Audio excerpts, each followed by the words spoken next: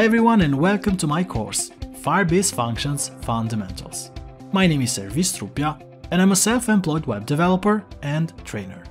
In this course, we are going to talk about Cloud Functions for Firebase as a great service which allows us to run backend code in response to events triggered by Firebase features and HTTP requests. Some of the major topics that we will cover include understanding Cloud Functions, calling, triggering and writing Firebase functions, testing Firebase functions, and upgrading Firebase functions. By the end of this course, you'll know enough to take advantage of the amazing Firebase functions as a serverless compute solution for creating event-driven applications.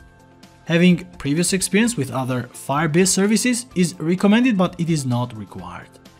I hope you will join me on this journey to learn Firebase functions with the Firebase Functions Fundamentals course here at ProSite.